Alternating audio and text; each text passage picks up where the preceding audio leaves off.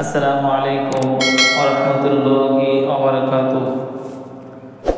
আউযু বিল্লাহি মিনাশ শাইতানির রাজীম। বিসমিল্লাহির রহমানির রহিম। আলহামদুলিল্লাহি নাহমাদুহু ওয়া নাস্তাঈনুহু ওয়া নাস্তাগফিরুহু ওয়া নু'মিনু বিহি ওয়া নাতাওয়াক্কালু আলাইহি ওয়া না'উযু বিল্লাহি মিন শুরুরি আনফুসিনা ওয়া মিন সাইয়্যাতি আ'মালিনা। মান ইয়াহদিহিল্লাহু ফালা মুদিল্লা লাহু ওয়া মান yudlilhu ফালা হাদিয়া লাহু। ওয়া নাশহাদু আন লা ইলাহা ইল্লাল্লাহু ওয়াহদাহু লা শারীকা লাহু ওয়া নাশহাদু আন্না মুহাম্মাদান আবদুহু ওয়া রাসূলুহু। আম্মা বা'দু ফাকাদ ক্বালা আল্লাহু তাআলা ফী কালামিহিল মাজিদ ওয়াল ফুরকানিল হামিদ। বিসমিল্লাহির রহমানির রহিম। ইয়া কওমি ইন্নী আখাফু আলাইকুম ইয়াওমাত তানাদ ইয়াওমা তুওয়াল্লুনা মুদবিরিনা মা লাকুম মিনাল্লাহি মিন আসিম। قال الله تعالى في كلامه المجيد والفرقان الحميد.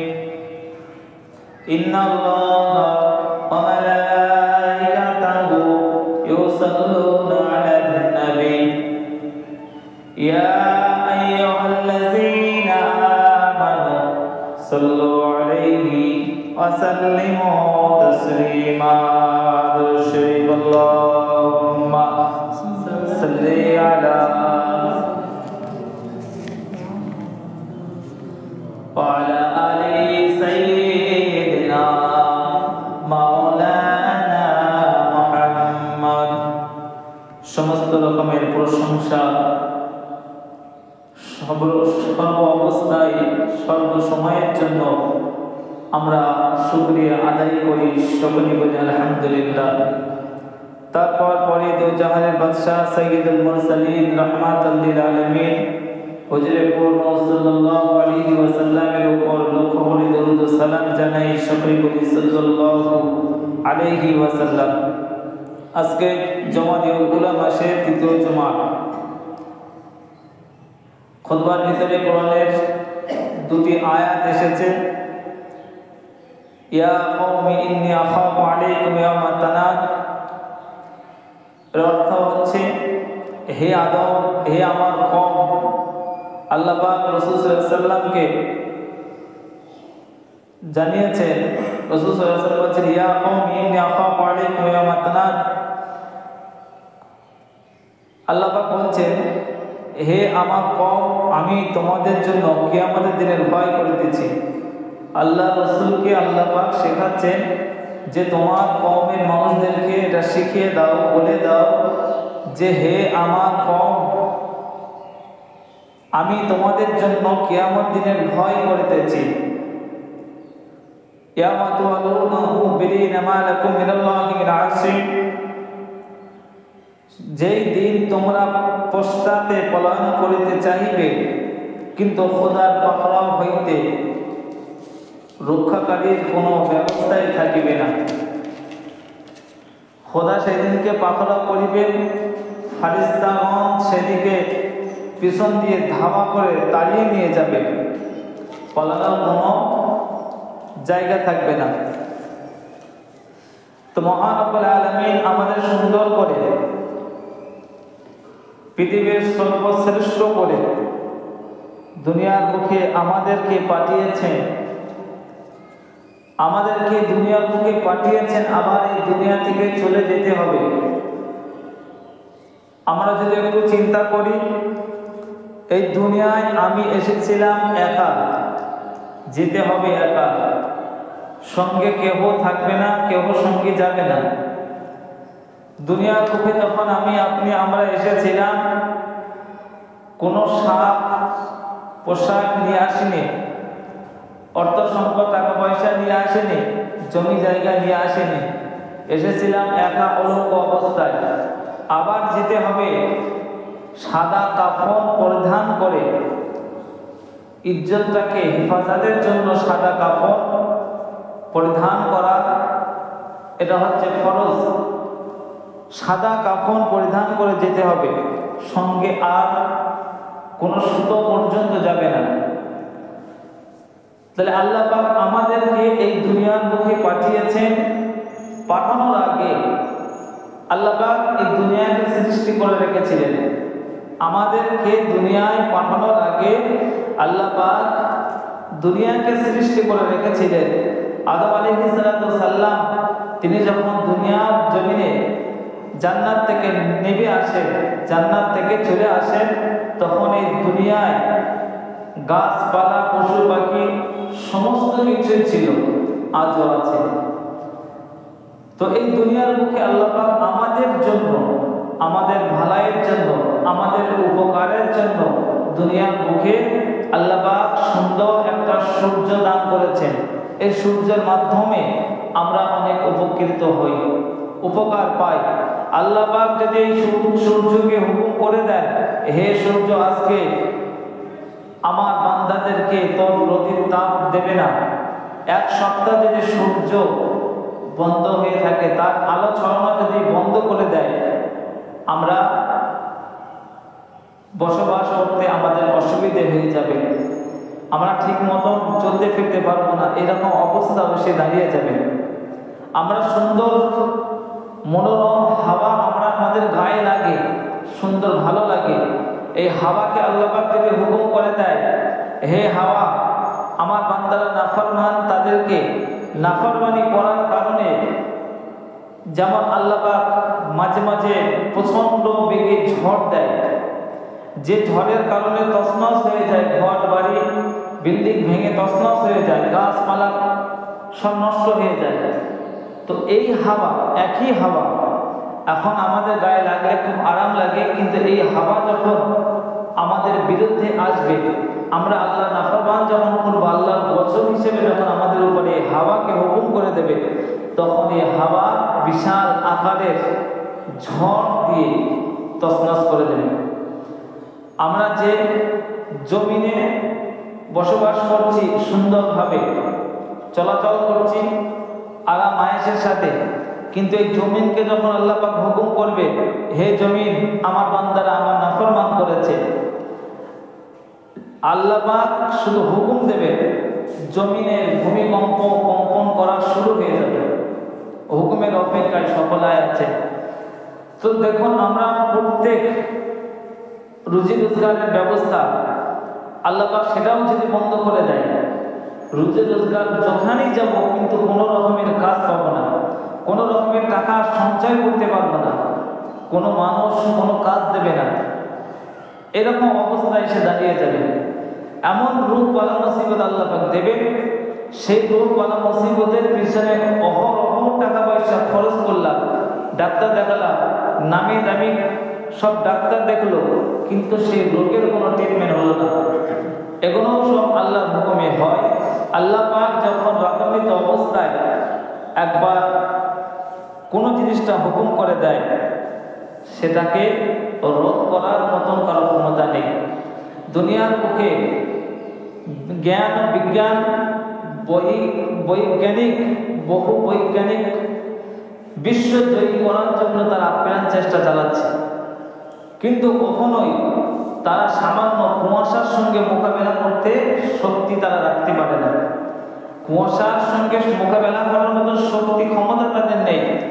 যখন আকাশ দিয়ে প্লেন উড়োজাহাজ উড়ে যায়, প্রচন্ড যদি কুয়াশা থাকে, তখন যারা প্লেন চালায় তারাই বুঝতে পারে সেই সময় কি অবস্থা, কখন না জানি অ্যাক্সিডেন্ট দুর্ঘটনা ঘটে যেতে পারে।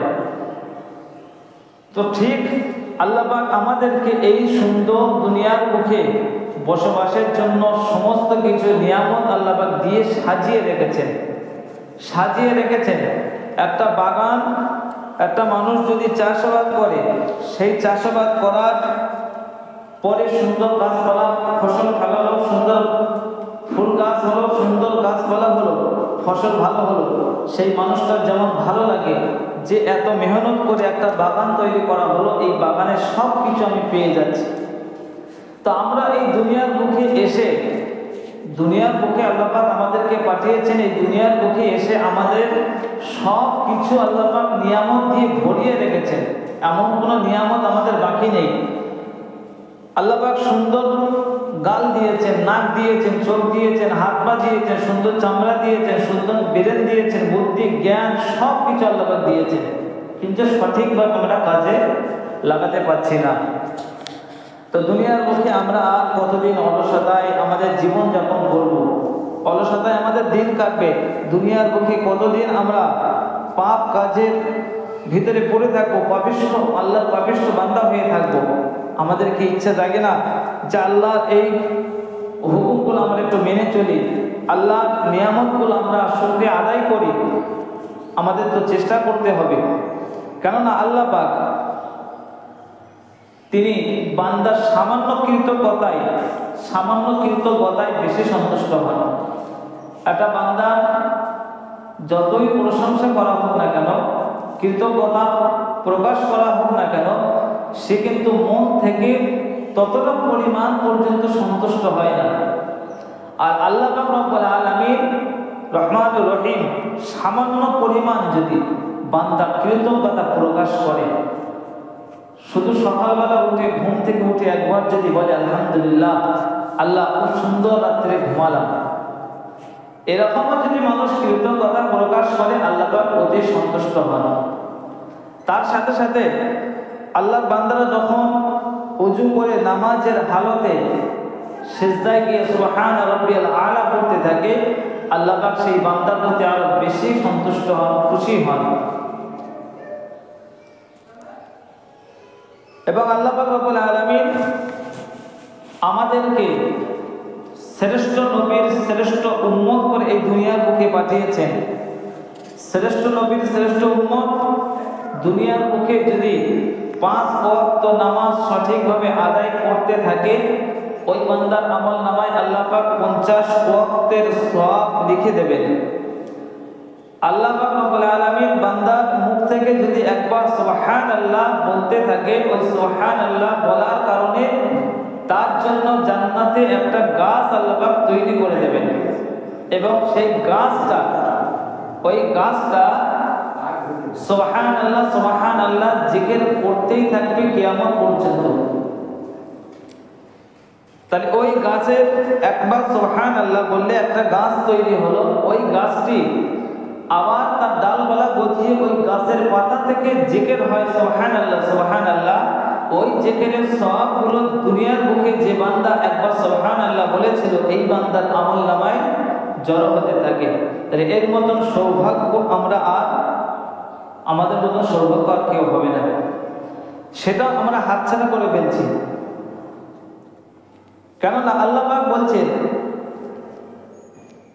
যে তোমরা, হে আমার বান্দারা, হে ঈমানদাররা, আমাকে ভয় করার মতন ভয় করো, এবং ততক্ষণ পর্যন্ত মরো না যতক্ষণ পর্যন্ত তোমরা মুসলমান না হতে পারো। তাহলে আল্লাহ পাক তার ঈমানদার বান্দাদেরকে বলেন, হে ঈমানদার বান্দারা, তোমরা আল্লাহকে ভয় করার মতন ভয় করো, এবং ততক্ষণ পর্যন্ত তোমরা মৃত্যুবরণ করো না যতক্ষণ পর্যন্ত তোমরা মুসলমান না হতে পারো। তাহলে ঈমানদার ব্যক্তি আর মুসলমান দুটোর তফাৎ এখানে হয়ে যাচ্ছে। একজন ঈমানদার ব্যক্তি সে বিশ্বাস করে আল্লাহ বলে একজন আছে, রাসূল সাল্লাল্লাহু আলাইহি ওয়াসাল্লাম আমাদের নবী, বিশ্বাস করে। বিশ্বাস করার পরে তার কাজ হচ্ছে ঈমান এনে আমল করা। এবং আল্লাহ পাক বলছেন আল্লাহকে ভয় করার মতন ভয় করো। ভয় করার মতন কেমন ভয় করতে হবে? যে ভয়টি করেছিল সাহাবা কেরামগণ, যে ভয়টি করেছিল তাবেঈগণ, যে ভয় করেছিল ইমাম ফুকাহাগণ, এবং আল্লাহর মাহবুব বান্দারা ভয় করেছিল। কেমন ভয় করেছিল? হযরতে আয়েশা সিদ্দিকা রাদিয়াল্লাহু তাআলা আনহা এক সময় রান্না করছেন, রান্না করতে করতে চুলোর আগুন দেখে কাঁদতে শুরু করেছে। আগুন থেকে কাঁদতে শুরু করেছে। রাসূল সাল্লাল্লাহু আলাইহি ওয়াসাল্লামের স্ত্রী আমাদের আম্মা জান আয়েশা সিদ্দিকা, তিনি কাঁদছেন আগুন দেখে। রাসূল জিজ্ঞাসা করছেন, হে আয়েশা, হে হুমায়রা, কাঁদছো কেন? কাঁদছো কেন? বলছেন, ইয়া রাসূলুল্লাহ, ইয়া হাবিবাল্লাহ, এই আগুন দেখে কাঁদছি, কেননা এই আগুন জাহান্নামের, এই আগুনের থেকে শত শত কোটি কোটি গুণ কষ্টদায়ক আগুন হবে জাহান্নামের আগুন। সেই আগুনের কথা স্মরণ করে আমি কাঁদছি। তাদের কেমন ভয় ছিল আর আমাদের কেমন ভয়। তাহলে আমরা তাদের মতন মুসলমান হতে পারিনি, সম্ভব নয় তাদের মতন মুসলমান হওয়া। কিন্তু তারা যে শিক্ষাটা শিখিয়ে গিয়েছে সেই শিক্ষা আমাদেরকে মেনে নিতে হবে, চেষ্টা করতে হবে সেই শিক্ষায় চলা। একজন আল্লাহওয়ালা ব্যক্তি, তিনি নামাজ পড়ছেন, তার পাশের ঘরে আগুন ধরে গেছে, তার ঘরে আগুন ধরে গেছে, চারিদিক দিয়ে মানুষ এসে হাঁকা চেল্লা চেঁচামেচি, সেই ঘরে পানি দিয়ে আগুনটা নেভানোর চেষ্টা করছে এবং নিভিয়েও গিয়েছে। এই ব্যক্তি আল্লাহওয়ালা ব্যক্তি, তিনি নামাজের দণ্ডায়মান। নামাজ শেষ করে দোয়া করে যখন নামাজ থেকে ফারেক হলেন, তখন দেখছেন চারিদিকে লোকজন আর পানি ছিটানো কাদা। জিজ্ঞাসা করছেন, কি হলো এখানে, এত লোকজন কেন, এত পানি কেন? তখন বলছেন যে, তার স্ত্রী বলছেন যে, আপনি কিছুই জানেন না, এই ঘরে আগুন ধরে গিয়েছিল, আপনি কিছুই দেখেননি? তো বলছে, আমি নামাজে ছিলাম। তিনি কেমন নামাজ পড়েছিলেন? হযরত আলী কারামাল্লাহু ওয়াজহু যুদ্ধের ময়দানে পায়ের তীর ঢুকে যায়, সেই তীর ঢুকে যাওয়ার কারণে যন্ত্রণায় অস্থির ছটফট করছেন। এই অবস্থায় নামাজের সময় হয়ে গেল। যখন আলী রাদিয়াল্লাহু তাআলা নামাজে দণ্ডায়মান হলেন, রাসূল পাক সাল্লাল্লাহু আলাইহি ওয়াসাল্লাম তখন অন্য সাহাবাদেরকে বললেন, ও আমার সাহাবারা, আলীর পায়ে থেকে ওই তীরটা বার করে নাও। তখন তীরটা বার করে নেওয়া হলো, টেনে কয়েকজন ধরে হ্যাঁচা মেরে টেনে বার করে নিল। কিন্তু আলী রাদিয়াল্লাহু তাআলা তীর বার করা হয়ে গিয়েছেন, পায়ে কাপড় জড়িয়ে বেঁধে দেওয়া আছে। নামাজ শেষ করে পায়ের দিক ভারী ভারী ভাব দেখছেন, হাত ঘষে দেখছেন সেই তীরটা নেই। তখন জিজ্ঞাসা করছে, আমার পায়ের তীর ছিল, কোথায় গেল? তখন সাহাবারা বলছেন, হে ভাই আলী, আপনার পায়ের তীর ঢুকেছিল, সেটা আমরা টেনে বার করলাম, আপনি কিছুই বুঝতে পারেননি? বলছে, না, আমি তো কিছুই বুঝতে পারিনি। তারা কেমন নামাজ পড়েছেন, তাদের থেকে আমাদের শিক্ষা নিতে হবে। আর আমরা নামাজ থেকে শুধু দূরে পালাই, নামাজ থেকে দূরে পালাই, নামাজ থেকে লুকিয়ে থাকি, নামাজকে আমরা দূর ঠেলে দেই। আজান শুনতে পাই, কিন্তু আজানের ধ্বনি আমাদের কানে আমরা নিতে চাই না। আজান শুনে আসবে কারা? যারা মুসলমান হয়। আজান শুনে আসবে কারা? যারা আল্লাহকে ভয় করে। আজান শুনে আসবে কারা? যারা রাসূলকে বিশ্বাস করে, মহব্বত করে, তারা আসবে। কিন্তু আমরা আসিনি, আমরা কি? আমরা সেই রাসূলকে ভালোবাসি না আল্লাহকে ভয় করি? না আমরা নামাজের মহব্বত আমাদের অন্তরের ভিতরে আছে? নেই। যদি আমাদের অন্তরের ভিতরে নামাজের মহব্বত, আল্লাহর ভয়, রাসূল পাক সাল্লাল্লাহু আলাইহি ওয়াসাল্লামের মহব্বত যদি থাকতে, তাহলে আমরা অবশ্যই নামাজটাকে তুচ্ছ তাচ্ছিল্য করে আমরা ঠেলে দিতাম না। তুচ্ছ তাচ্ছিল্য এই জন্য বলছি, একজন আল্লাহওয়ালা ব্যক্তি নামাজকে কেমন ভাবে প্রাধান্য দিয়ে গেছেন। তার বাড়িতে খাদ্য খোরাকি নেই, এবং এমনই একটা সময়, নামাজের সময়ে তার জমিতে পানি ছেঁচা হবে। সেই সময় যদি মাঠে না যায়, তার জমিতে আর 10-15 দিন পর্যন্ত ওই জমিতে আর পানি ছেঁচা হবে না। এবং সেই দিন জুমার দিন আবার এদিকে তারা একটা ঘোড়া ছিল, সেটাও হারিয়ে গেছে। তাহলে এই মানুষটা 4টে সমস্যার ভিতরে পড়ে আছে। এক হচ্ছে তার বাড়িতে খোরাকি নেই, দ্বিতীয় হচ্ছে তার জমিতে পানি ছেঁচার সময়, এবং তৃতীয় জুমার দিন, চতুর্থ হচ্ছে তার একটা ঘোড়া ছিল, সেটাও হারিয়ে গেছে। এইরকম অবস্থায় তিনি এক নিয়ত করে নিলেন যে আমি আজকে নামাজে যাব, এই জুমার দিন আগামী কালকে পাবো না। এই জুমার দিন যদি আজকের দিনটা আমার থেকে চলে যায়, আগামী কাল আর পাবো না। আজকের দিনের যে সময়টা নষ্ট হয়ে যাবে, আগামী দিন সেটা পূরণ করতে পারবো না। না জানি এই জুমার নামাজের পরেই আমি আর দুনিয়ার বুকে থাকবো কিনা। তিনি এখন পাকাপোক্ত নিয়ত করে নিলেন, আল্লাহ ওয়ালা আল্লাহর উপর তাওয়াক্কুল ভরসা করে বেরিয়ে পড়লেন জুমার নামাজের জন্য। নামাজ পড়ে বাড়িতে ফিরে এসে দেখে তারা স্ত্রী সুন্দর করে রুটি তৈরি করে বাড়িতে তার সামনে দিয়ে দিয়েছেন। তার স্বামী জিজ্ঞেস করছেন যে রুটি কোথায় পেলে? বলছে পাশের বাড়ি, আজকে পাশের বাড়ি যারা গম ভাঙাতে দিয়েছিল তারা ভুল করে আমাদের গমটা নিয়ে বাড়ি এসেছিল। বাড়ি এসে দেখে প্যাকেট থলের ভিতরে আপনার নাম লেখা, তাই তার মানে যে নিয়ে এসেছে সে আমাদের বাড়ি দিয়ে দিয়েছে। তারপরে মাঠের দিকে ফিরে গিয়ে দেখলো উপরের জমিটা ছাপিয়ে এই ব্যক্তির জমিটাও ছেঁচা হয়ে গেল।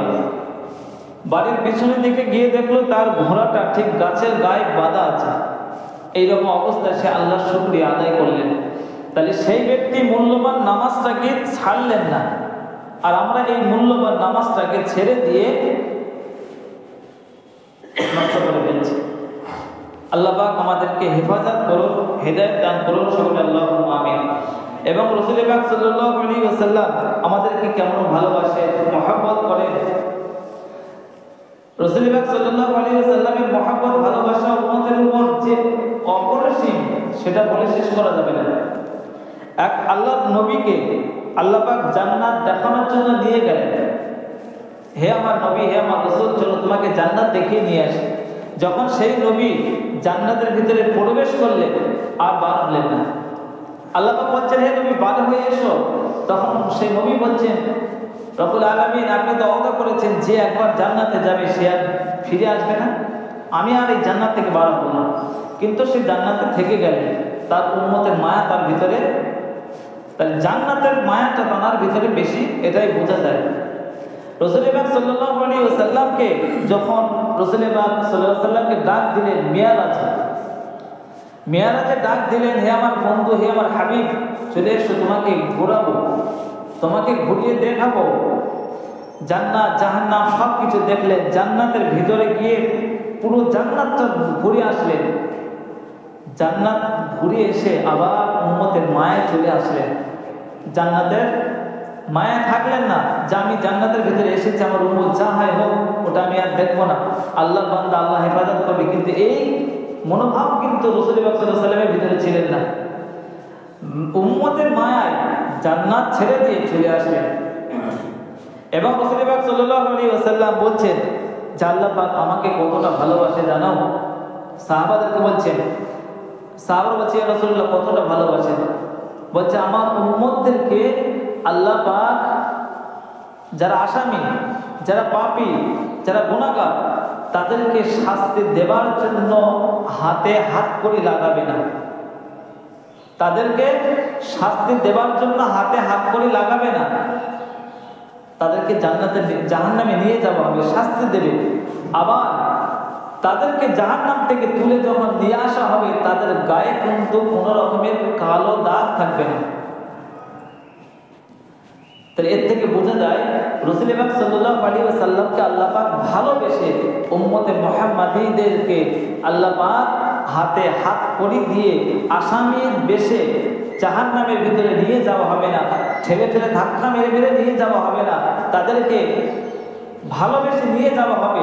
যেন একটা মানুষকে থানায়, সাধারণ একজন মানুষকে থানায় কোনো ব্যক্তির সঙ্গে দেখা করতে যাচ্ছে, এরকম ভাব জাহান্নামীদেরকে নিয়ে যাওয়া হবে। তারা যেন জাহান্নামের গেটে কোনো কিছু দেখতে যাচ্ছে, জাহান্নামের দৃশ্যগুলো দেখতে যাচ্ছে, এরকম ভাব মনে হবে। কিন্তু তাদেরকে জাহান্নামে নিয়ে শাস্তি দেওয়া হবে। যখন জাহান্নামের শাস্তি দেওয়া হবে, জাহান্নামের আগুন তাদেরকে যখন ধাওয়া করবে, জ্বালানোর জন্য চলে আসবে, যারা দুনিয়ার মুখে কলেমা শরীফ তেলাওয়াত করেছে বেশি বেশি করে, মহব্বত করে, ভালোবেসে, তাদের কাছে আগুন আসার সঙ্গে সঙ্গে জাহান্নামের আগুনটা আবার পিছিয়ে যাবে। মালিক ফেরেশতা আবার জাহান্নামের আগুনকে আবার সেই জাহান্নামবাসীকে দিয়ে দেবে যে একে জ্বালাও, কিন্তু আগুন তাকে জ্বালাতে পারবে না।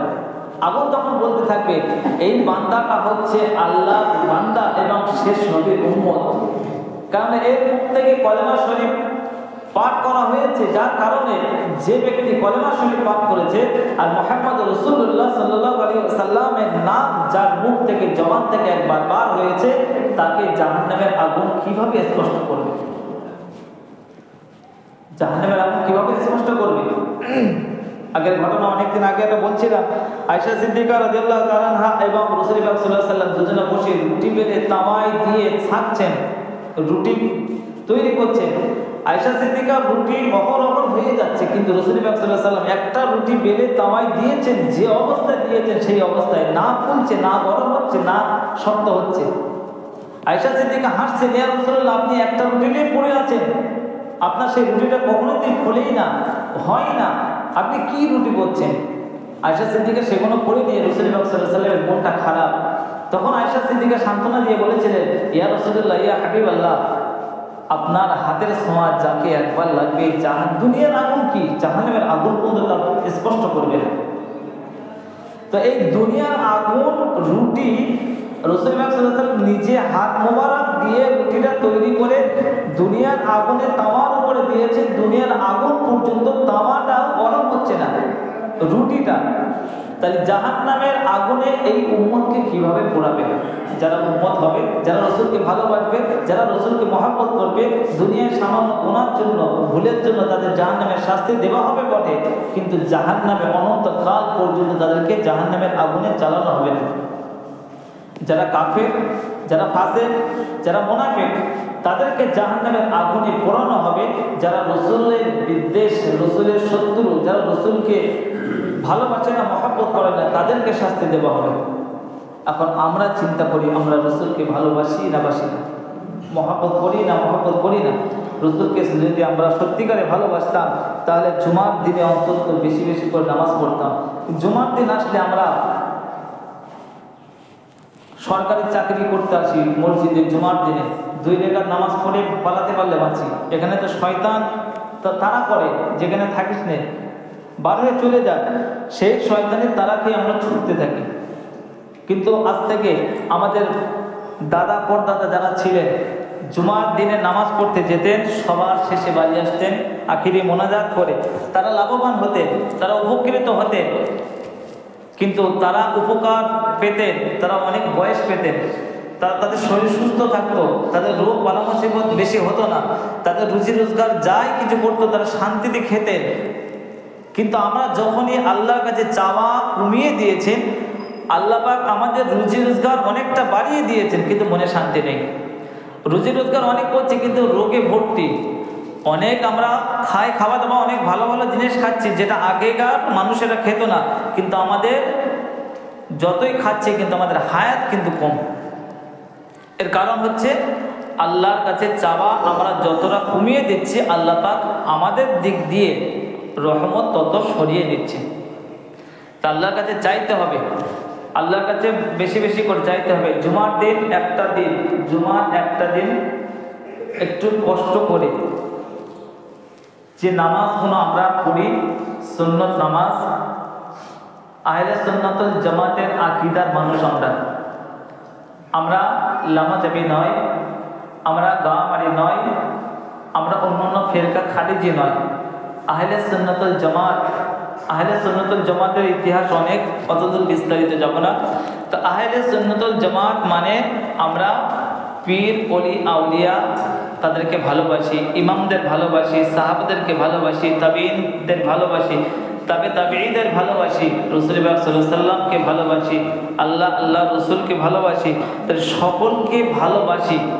যার কারণে আমরা আহলে সুন্নাতুল জামাতের আকীদার ভিতর দিয়ে আমরা চলছি। তাহলে আমাদের চলাটা এমন হবে, সপ্তাহে একটা দিন ঈদের দিনের থেকেও মূল্যবানের দিন। তো এই সপ্তাহে একটা দিন যদি 22 রাকাত নামাজ পড়ি, এমন কোনো কষ্ট নয়। তারাবির নামাজ 20 রাকাত, এশার নামাজ 17 রাকাত, সেগুলো প্রত্যেক দিন আমরা রোজাদার নামাজ পড়ি, তাতে আমাদের কষ্ট হলেও আমরা নামাজ পড়ি, মহব্বত করি। কিন্তু জুমার দিন সপ্তাহে একটা দিন যদি আমরা সুযোগ পাই, এই সুযোগটা কেন আমরা হাতছাড়া করব? আল্লাহ পাক আমাদের সকলকে হেফাজত করুন, সহিভাবে বোঝার তৌফিক দান করুন এবং বেশি বেশি করে ইবাদত বান্দিগি করা আল্লাহ পাক সুযোগ দান করুন, সবাই আল্লাহুম্মা আমিন। আর আমাদের নামাজ পড়তে হবে, নামাজ ছাড়া চলার কোনো রাস্তা নেই, কোনো রাস্তা নেই। কবরে যখন দিয়ে আসা হবে তখন থেকেই শুরু হবে যে আমাদের হিসাব। যদি আমরা দুনিয়ার বুকে নামাজ পড়তাম, দুনিয়ামুখী মহব্বত করে যদি নামাজ পড়তাম, এই নামাজের ভিতরে রসুলের মহব্বত আসে, রসুলের ভালোবাসা আছে। তাহলে যখন নামাজ পড়তাম, মহব্বত করতাম রসুলকে, আল্লাহকে ভয় করতাম, কবরে শুইয়ে দেওয়ার পরেই মান রব্বুকা ওই ব্যক্তির জন্য আর প্রশ্ন করতো না। মান রব্বুকা, তোমার রবকে বলো, এটা আর প্রশ্ন করতো না। রসুলকে দেখিয়ে বলতো মান হাজা, ইনি কে বলো। তখন ওই বান্দার মুখ থেকে বলতেন যে জানাকে দেখার জন্য আমি এতদিন অপেক্ষা ছিলাম, এই দুই চোখ ভরে আমি দেখতে পারিনি, ইনি তো হলেন আমার রসুল সাল্লাল্লাহু আলাইহি ওয়াসাল্লাম। তার মুখ থেকে আওয়াজ এসে যাবে ইনি হলেন আমার রসুল। তখন আল্লাহর তরফ থেকে হুকুম আসবে, ওকে আর প্রশ্ন করো না, ছেড়ে দাও। তাহলে সেই রসুলের মহব্বত ভালোবাসা অন্তরে রাখতে হবে। আল্লাহ পাক সকলকে হেফাজত করুন শয়তানের সমস্ত রকমের চক্রান্ত থেকে, এবং ঈমান ইসলামের সাথে যতদিন আল্লাহ পাক হায়াতে জিন্দেগিতে বাঁচিয়ে রাখেন ততদিন পর্যন্ত আমরা ঈমান ইসলামের সাথে যেন দুনিয়ার বুকে জীবনযাপন করতে পারি, সেই তৌফিক আল্লাহ পাক দান করুন। সুবহানাল্লাহুম্মা আমিন। ওয়া আখিরু দাওয়ানা আলহামদুলিল্লাহি রাব্বিল আলামিন। আসসালামু আলাইকুম ওয়া রাহমাতুল্লাহ।